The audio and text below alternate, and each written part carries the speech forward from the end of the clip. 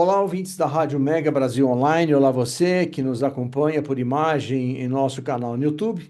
Está começando mais um Comunicação SA, programa da Mega Brasil, que em 2026 entra em sua nona edição, destacando toda e qualquer ação de relacionamento e de consolidação de marca.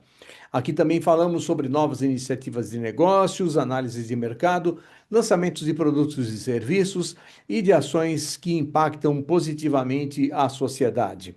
Eu sou Marco Antônio Rossi e antes de iniciarmos o programa de hoje, eu quero fazer aqui um convite a você que nos assiste pelo YouTube, que se inscreva no canal, curta a nossa página, clique no sininho de notificação e assim terá acesso a esse e a outros conteúdos produzidos nesta plataforma pela Mega Brasil. O meu convidado de hoje no Comunicação SA é Manuel Marcondes Neto, CEO do Observatório da Comunicação Institucional e protagonista, ao lado de Carolina Correia, do podcast Visão OCI, veiculado aqui na Rádio Mega Brasil Online e também em nosso canal no YouTube. Meu caro Manuel Marcondes Neto, seja muito bem-vindo ao Comunicação SA. Marco Rossi, sempre amigo, sempre nos recebendo bem. Mega Brasil, como eu sempre digo, é um útero e é mãe, né? Enfim, muito prazer estar aqui com você. Bom, Marcondes, nós temos muitos assuntos a tratar nesse encontro de hoje. Falaremos sobre um canal criado por você no YouTube para abordar temas relacionados ao PR, um canal que tem uma característica especial, que é todo falado em inglês.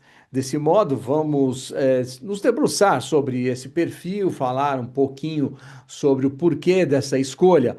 Temos também um ensaio feito por você que faz uma revisão dos perfis geracionais comumente aceitos e, por fim, o lançamento de mais um livro. Muita coisa, portanto, para a gente conversar nesse encontro de hoje. E sem mais delongas, Marcondes, vamos começar aqui falando sobre esse seu ensaio, desta revisão dos perfis geracionais que você fez. Me diga lá, o que levou você a fazer essa reflexão, Marcondes? Olha, eu vou começar. Nós usamos um agregador de inteligências artificiais no observatório para fazer análise, porque recebemos conteúdo diariamente, publicamos diariamente, e a gente sempre faz uma checagem, é, privilegiando os textos autorais, porque nós estamos numa crise de autoria. Acho que a primeira frase da entrevista é essa. Nós estamos numa crise de autoria, enfim, e não dá para brigar com ela porque a inteligência artificial se estabeleceu como um avanço da humano, né? Então nós temos que lidar com isso da melhor maneira que pudermos. Então eu coloquei o meu ensaio em comparação com os demais, porque isso é matéria de ensaio, isso não é ciência exata. Essas denominações são propostas de pensamento e elas estão eivadas de cultura. Quer dizer, o que caracteriza para a maioria dos autores falar sobre gerações implica em. Aqui diz o seguinte, numa das pesquisas que eu fiz: as gerações estão principalmente relacionadas aos anos de nascimento, claro, das pessoas, né? E as experiências vividas. Então, quando você vai para as experiências vividas, então o pessoal, por exemplo, cita o 9/11, né? Lá o ataque às Torres Gêmeas como um marco em 2001. Tem gente até que diz que o século XXI começou só em setembro de 2001. Então, são essas apropriações ou essas leituras do mundo que povoam esse, esse pensar. A Covid também, a pandemia, também é utilizada como demarcação, porque houve é, muitas alterações de comportamento por uma razão que a gente não tinha vivido até então, planetariamente, né? E isso afetou muito a leitura que os sociólogos, antropólogos farão, psicólogos, e por que não nós, comunicólogos, né? Eu sempre reivindico esse lugar. Eu não gosto quando fala que comunicação social é ciência social aplicada. Eu não gosto, entendeu? Eu acho que a gente é cientista social que conversa no mesmo patamar com sociólogo, com antropólogo, com economista, com jurista. Isso é um pouquinho. Depois você pode falar como jornalista por que algumas redações. Eu me lembro da Carla Brandão, que esteve conosco aí quando a gente fazia a nossa primeira experiência na Rádio Mega Brasil. A jornalista Carla Brandão, ela confidenciou, eu não vou dizer a emissora, numa emissora que ela trabalhou, na redação, tinha lá uma cortiça, um aviso assim: não convidar ninguém da ECA. Então, é curioso isso, né? Eu vivo isso aqui, eu moro do lado da Globo. E a única coisa que não convida, a única categoria profissional que não é convidada para falar lá é a de estudiosos da comunicação. Então, para falar de marketing cultural, os caras chamam filósofo. Para falar de fake news, os caras chamam antropólogo. Comunicólogo, não. Então, eu aproveito aqui para fazer esse manifesto. Então, quando eu submeti o meu ensaio a esse agregador de inteligências artificiais, ele disse o seguinte, assim, a sua tese propõe um modelo consistente e matemático para gerações recentes, né? E diz assim, essa abordagem tem méritos claros de coerência, porque evita faixas irregulares. O que acontece? O pessoal chama o período Baby Boomer do período que vai de 46 a 64. Depois eles chamam o pessoal da geração Alpha ou da geração Z, uma geração com uma faixa de 13 anos. Então, ou você tem uma geração com 16 anos ou com 13 anos para fazer o que nós fazíamos quando nós nos formamos, eu e você, geração era 25 anos. Um século você tinha 4 gerações, porque era o tempo do sujeito ter filhos. Era uma idade considerada. E claro que isso tudo é padronizado, estabelecido por critérios subjetivos, mas que, na medida em que eles vão sendo usados por muita gente, eles começam a ter peso. Você vê, por exemplo, na nossa área, o conceito de positioning, de posicionamento, que é aceito como ciência, não é ciência. Ele foi proposto por dois grandes consultores de comunicação, o Horizon e o Jack Trout. Não eram pessoas que estavam na academia. Né? Então, um outro exemplo que eu dou é o Feitas para Durar. Né? Foi um estudo que começou na academia, mas depois foi admitido pelo mercado, virou língua corrente, já gerou várias publicações posteriores, dos mesmos autores ou não.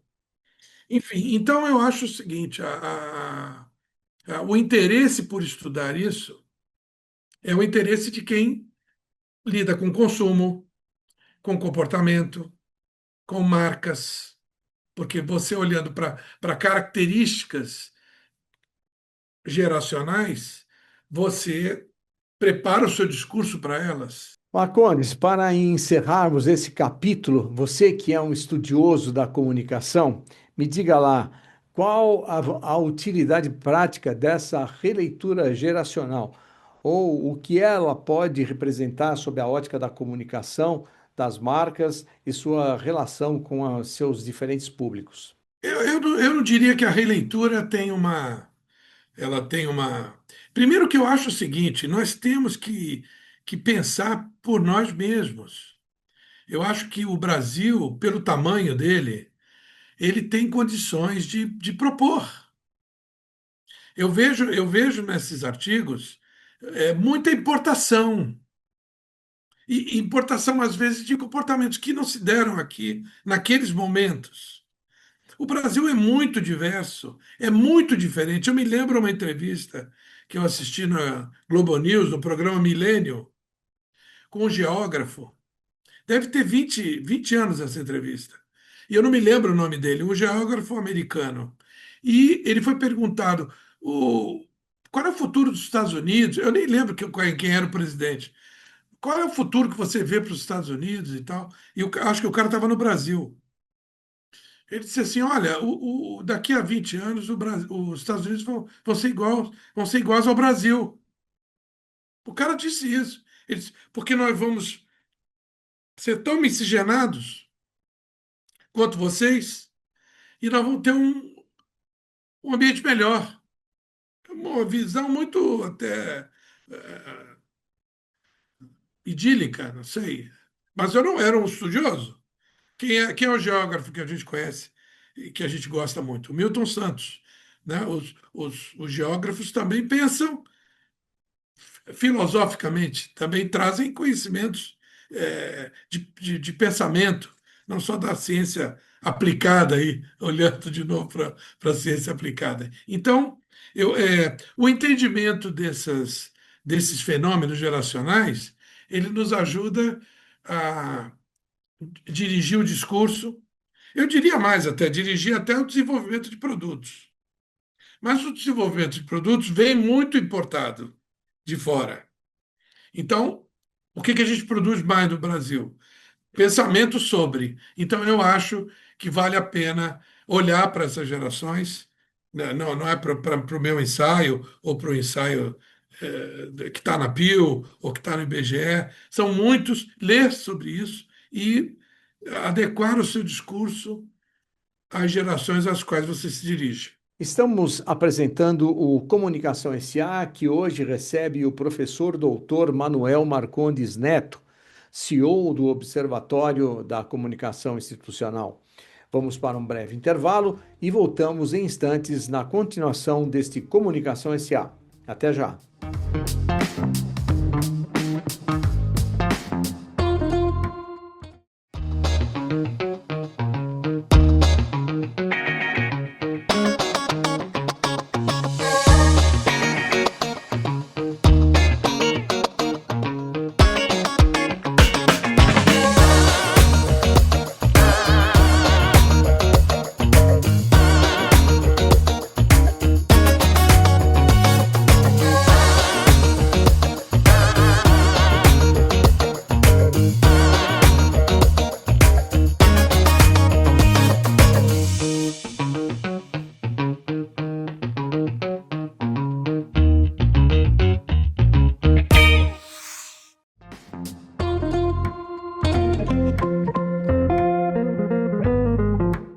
Olá, estamos de volta com o Comunicação SA, que hoje recebe o professor doutor Manuel Marcondes Neto, CEO do Observatório da Comunicação Institucional e protagonista, ao lado de Carolina Correia, do podcast Visão OCI, veiculado aqui na Rádio Mega Brasil Online e também em nosso canal no YouTube.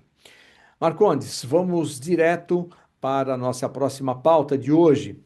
Recentemente você criou um canal no YouTube, o Full Public Relations, no qual você aborda questões relacionadas às relações públicas, mas com uma característica que de cara chama a atenção.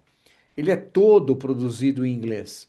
Então, primeiramente, eu gostaria que você nos explicasse o que te levou a produzir este novo canal. Bem, esse digamos, uma resultante de um trabalho que vem já de algum tempo, quando eu participei de comissões no âmbito universitário para analisar currículos de formação de, de RPs, né?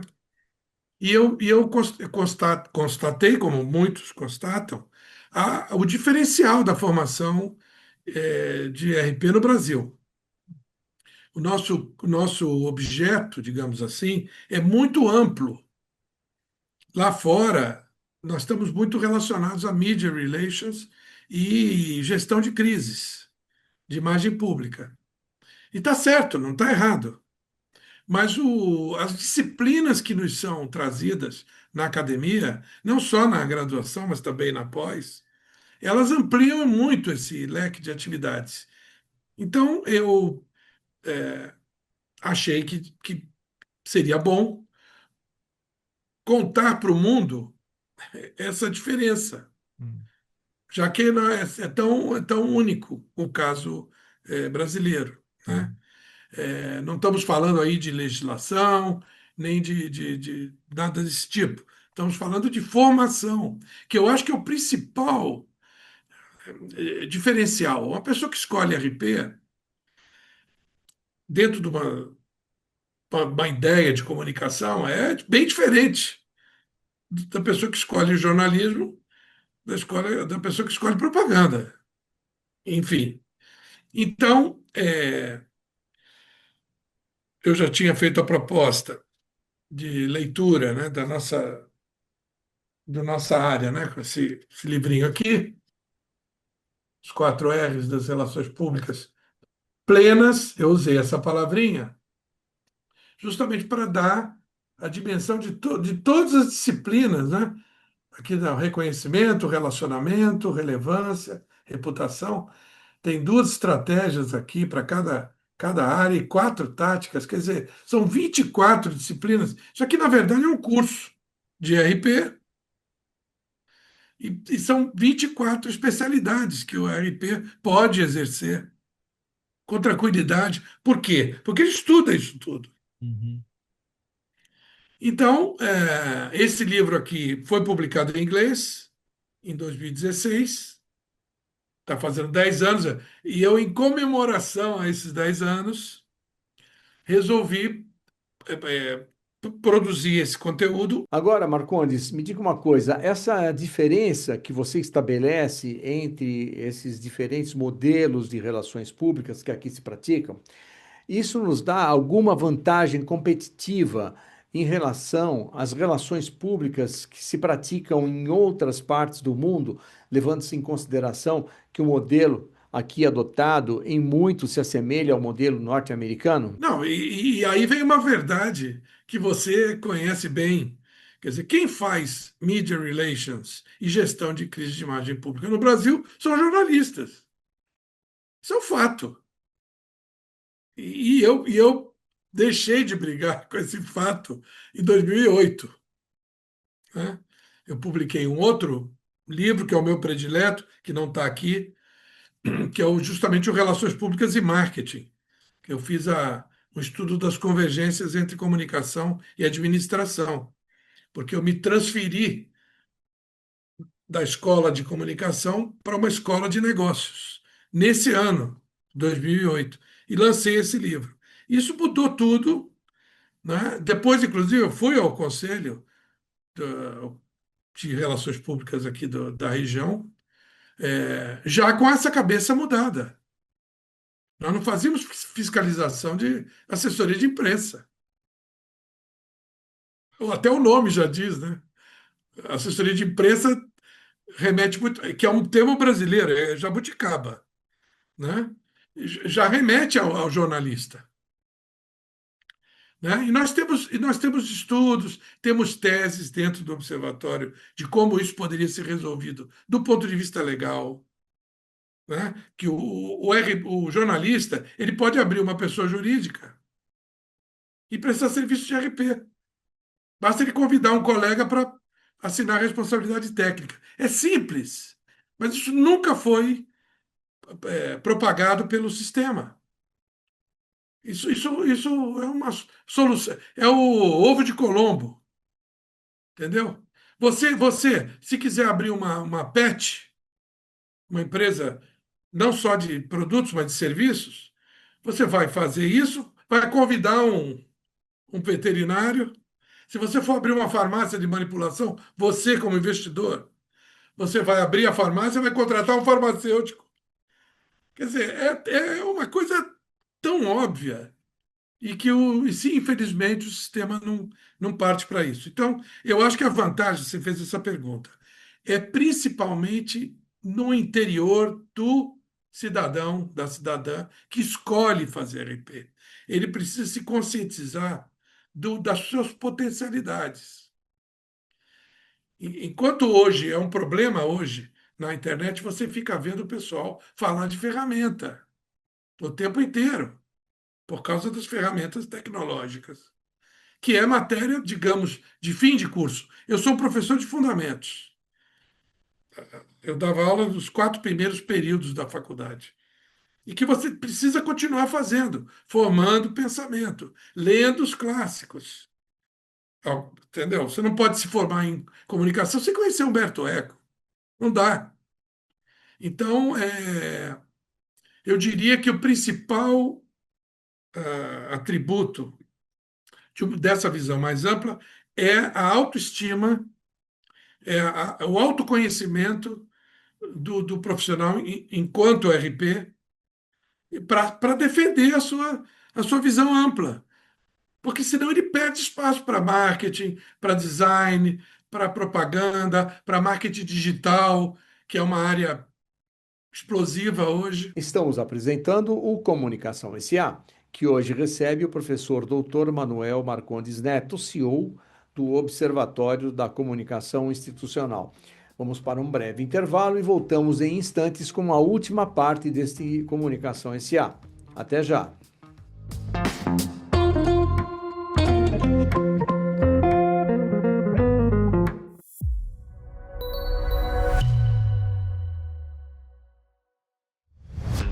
Presente há mais de 30 anos no mercado, a Mega Brasil Comunicação é considerada por muitos um hub de ações e experiências que agregam valor à cultura corporativa e valorizam o desempenho dos profissionais desse setor.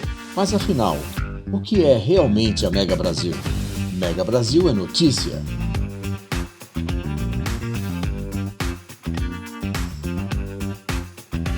Mega Brasil é editoria.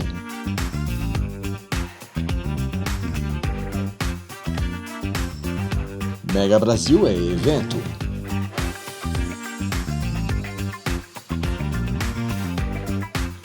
Mega Brasil é reconhecimento.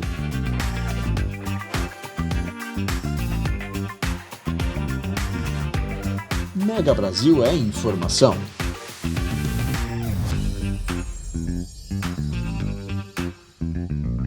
Mega Brasil é comunicação. Mega Brasil. A história da comunicação passa por aqui.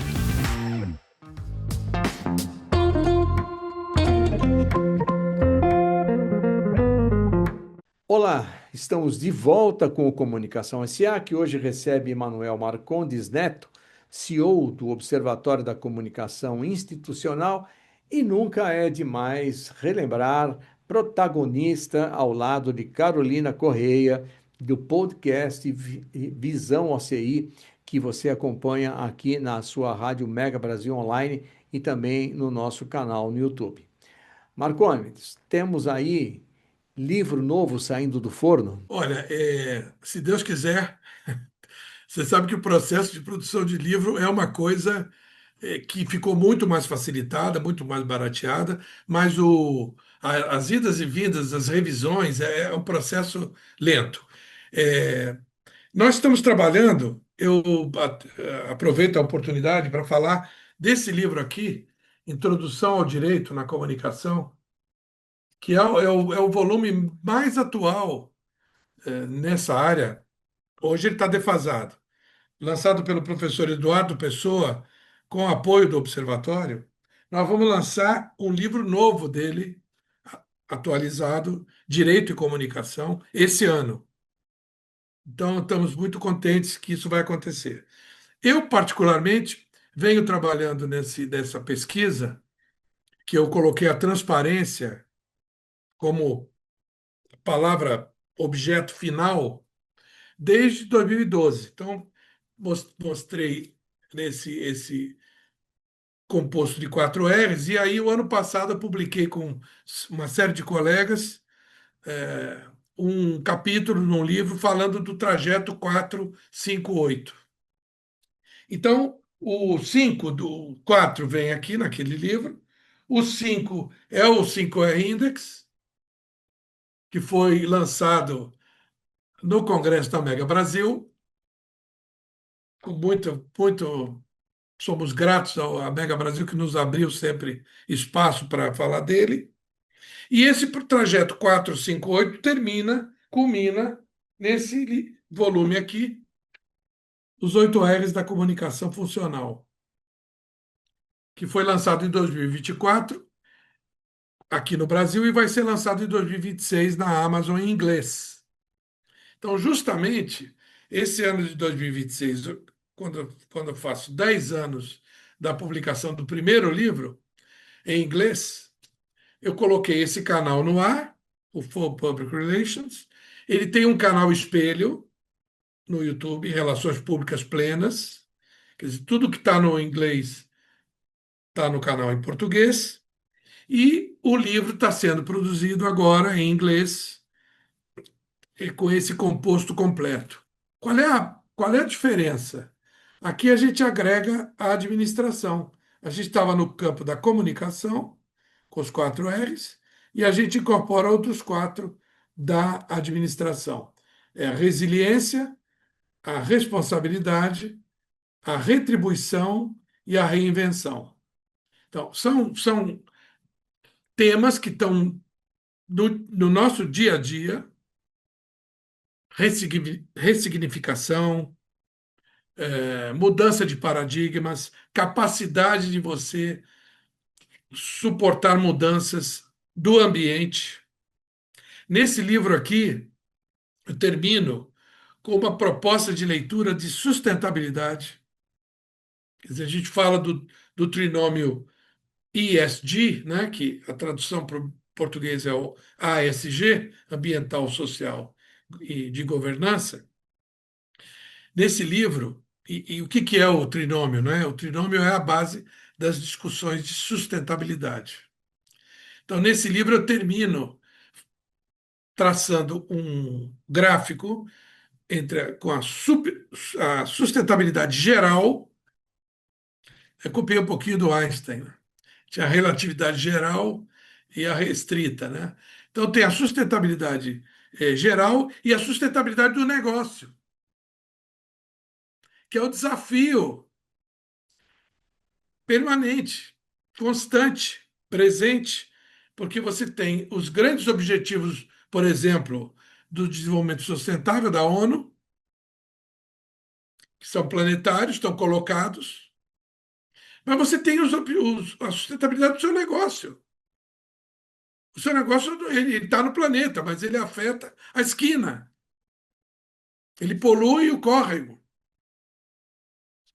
Então, entrei mais em administração, não abandonando a comunicação, mas falando dessa difícil arte de integrar a sustentabilidade do seu negócio com a sustentabilidade do planeta. Então, da esquina ao planeta. Meu caro, eu queria aproveitar aqui um gancho deixado por você no início da sua fala, né? Direito e comunicação é resultado do crescimento, da relevância que a reputação passou a ter de alguns tempos para cá em relação às marcas? Sem dúvida, nós começamos a ver mudanças significativas com a Lei de Acesso à Informação. Depois a LGPD, o direito à privacidade, o direito ao esquecimento. Então, nós temos tantos instrumentos novos. Agora mesmo, vai ser publicado amanhã, eu acho que no Observatório, um artigo sobre essa nova lei reconhecendo os influenciadores, profissional multimídia. Isso é uma questão que eu não vejo ser debatida nem na categoria de jornalistas, nem na categoria de designers, nem na categoria de relações públicas. Quer dizer, o que que é esse profissional multimídia? Eu acho que a lei, ela saiu, ela está em vigor, é desse ano, mas ela não exige formação, tá certo? Nós estamos num mundo que a formação está em segundo plano. Você vai fazer uma entrevista de emprego hoje, não é canudo que interessa, é como é que você resolveu problemas. Então, mas aí ela estabelece parâmetros, né, que outras profissões também estabelecem. E isso não sei se foi bem conversado. Eu acho que não, tá? Então, é o desafio, porque o que que eu vejo a garotada reclamando? Que eu tenho muito contato com o pessoal da geração dos meus alunos, né? Eles ficam preocupados, eu vou conseguir me colocar no mercado? Porque já começa com o marketing digital, que eu ainda digo que é um campo, é uma ciência em formação, em desenvolvimento. Ela não é uma ciência exata, como nós tínhamos a propaganda. A propaganda no Brasil fechou o bingo, a cartela do bingo. Nós tínhamos o SEMP, ainda temos, né? O Comitê Executivo de Normas Padrão, o CONAR, o Conselho Nacional de Autorregulamentação Publicitária, e o Código de Defesa do Consumidor. E a nossa propaganda chegou a figurar entre as 5 melhores do mundo, do lado dos Estados Unidos, da Inglaterra, da Espanha e do Japão, né? Esse conhecimento todo esse arcabouço e todas essas teses que foram publicadas, né? A propaganda é a segunda maior área, a primeira é jornalismo, em termos de teses defendidas. Ele tá se perdendo um pouco com esse avassalar do tal marketing digital. Você pega a meio mensagem hoje, você percebe esse ambiente quente. Vamos associar a quentura ao caos, né? E não ao caos gélido, enfim, do espaço. É, eu acho, meu caro, que são assuntos magníficos aí para futuras conversas. Até sugiro para o Congresso da Mega Brasil esse tipo de tema. Vocês têm lá um momento de pensamento, não é isso? Temos sim, é o Fórum do Pensamento. Mas, Marcondes, para encerrar, o 8R em inglês é uma busca pela internacionalização da sua carreira acadêmica? Olha, é muito difícil a gente fala português, então a gente precisa publicar em inglês. Isso é um dado, né? O Google, quando você publica no YouTube um conteúdo em inglês, ele é automaticamente traduzido em 14 idiomas, se não me engano, porque as pessoas acessam. Eu já me acessei aqui no Brasil com uma voz feminina, porque ele pega o conteúdo em inglês e coloca uma inteligência artificial para traduzir para o país da pessoa que está abrindo o arquivo. Então, é, menos do que, digamos, uma promoção pessoal, é a exportação do pensamento de RP, da formação em RP, que é tão diferenciada no Brasil em relação ao resto do mundo. Essa é a minha, digamos, a tentativa da minha contribuição de ir além. Enfim, o observatório, ele não é esse espaço, porque nós nos voltamos para os 9 países da comunidade lusófona, da comunidade de países de língua portuguesa. Então, a gente propositalmente não tem conteúdos em inglês ou em espanhol.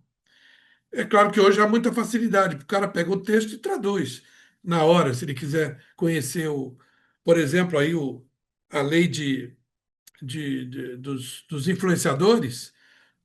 Uma pessoa em qualquer país aí diz, puxa, o Brasil já saiu na frente, criou uma legislação para amparar os influenciadores, vamos ver como é que é. Então o sujeito abre na França, traduz na Coreia, qualquer idioma. Então, antes de mais nada, é a tentativa de valorizar a minha área de formação. É sua também, você tem ambas, também jornalista, é, também RP, porque eu acho que o jornalismo está no teu, é prevalente no teu DNA, se você me permite. O meu é RP, né? Então, eu ficarei feliz se isso chegar mais longe e valorizar o RP, inclusive os nossos colegas aqui, que fiquem sabendo mais, porque é muito difícil você emplacar uma literatura, emplacar um novo livro-texto, é uma coisa que depende de um trabalho da editora, mas também de um trabalho político, que está muito dificultado, porque então, cada um está aí na sua pequena bolha de influência, de alcance. Eu conto com os colegas. Temos uma colega que lançou ontem. Bom, esse programa não vai ao ar amanhã, mas no dia 2 de março, a Andréa Nakane, que é coordenadora do Observatório em São Paulo, lançou o livro Relações Públicas Prazer, pela Ciência Moderna. Então, que é minha editora também. Então, conto com os colegas para levar esse tipo de conteúdo para o meio acadêmico hoje. E assim chegamos ao final de mais um Comunicação SA, que hoje recebeu o professor doutor Manuel Marcondes Neto, CEO do Observatório da Comunicação Institucional. Muito obrigado pela sua presença aqui no Comunicação SA. Eu que agradeço, Marco Rossi, o papel da Mega Brasil é marcante, é um hub, é um lugar para muitos, muitos negócios, muitos pensamentos, e a gente tem muita satisfação de ter a parceria da Mega Brasil. Muito obrigado, Marco. Um abraço. Obrigado a você também que esteve aqui conosco. Semana que vem tem mais Comunicação SA. Até lá.